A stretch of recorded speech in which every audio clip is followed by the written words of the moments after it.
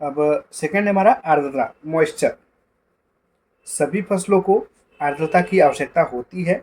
ये मिट्टी से पानी तथा आर्द्रता, नमी ग्रहण करते हैं। नमी वर्षा या सिंचाई के साधनों से प्राप्त की जा सकती है। ऊंचे तापांतर के बावजूद नमी फसल उत्पादन में अन्य जलवायुवी कारकों से अधिक महत्वपूर्ण है।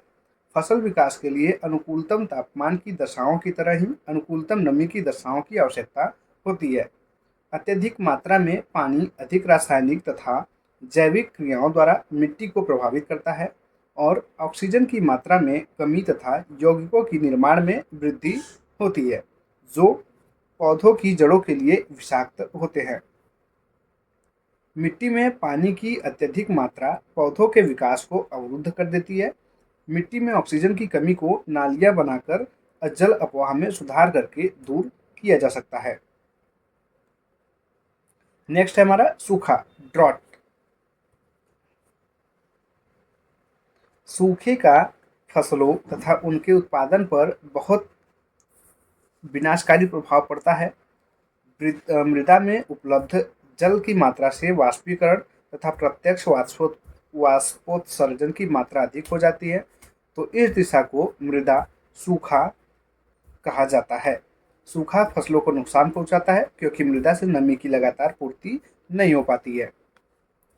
भारत के सूखा प्रभावित क्षेत्र राजस्थान, गुजरात, मध्य प्रदेश, छत्तीसगढ़, झारखंड, महाराष्ट्र, आंध्र प्रदेश, कर्नाटक, उत्तर प्रदेश, तमिलनाडु, दक्षिण पश्चिम पंजाब तथा हरियाणा राज्य में पड़ते हैं। इन क्षेत्रों में औसत वार्षिक वर्षा 75 सेंटीमीटर से कम है और यहाँ की कृषि मानसून पर एक सट्टा है। सूखे की घटना तथा इसकी तीव्रता वार्षिक, मौसमी तथा दैनिक वर्षा के वितरण द्वारा निर्धारित की जा सकती है। विभिन्न पौधों को विभिन्न मात्रा में जल की आवश्यकता होती है। भारत के सूखा प्रभावित क्षेत्रों में शुष्क कृषि की जाती है, जबकि अधिक वर्षा वाले क्षेत्रों में गहन कृषि के तहत धान की 2 से 3 फसलें उगाई जाती हैं।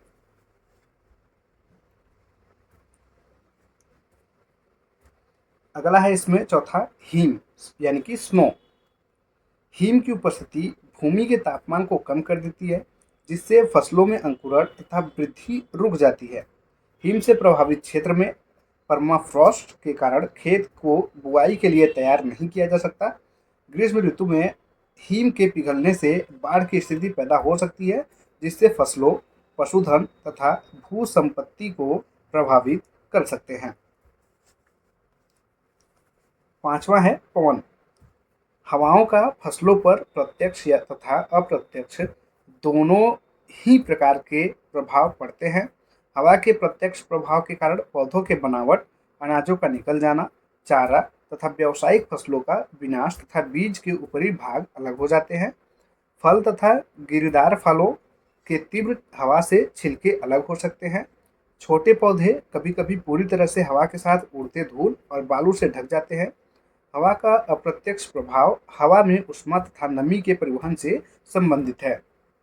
वास्तव में पवन के प्रवाह से वाष्पोत्सर्जन तथा वाष्पीकरण में वृद्धि होती है।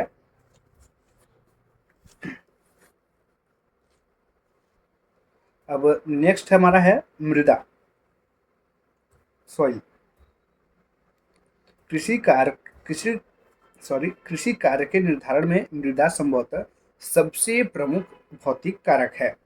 यह फसल प्रारूप, उनके संगठन तथा उत्पादन को निर्धारित करता है। मिट्टी की उर्वरता, उसका गठन, संरचना तथा ह्यूमस की मात्रा फसलों तथा उनकी उत्पादकता को प्रत्यक्ष रूप से प्रभावित करते हैं।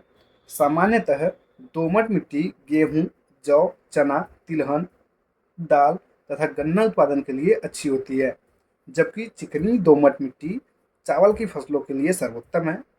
रेगर मिट्टी कपास के लिए जानी जाती है और बलुई मिट्टी बाजरा, ज्वार और दलहन आदि के लिए।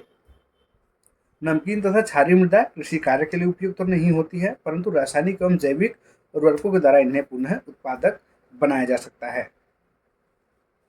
तो ये था हमारा पहला भौतिक कारक।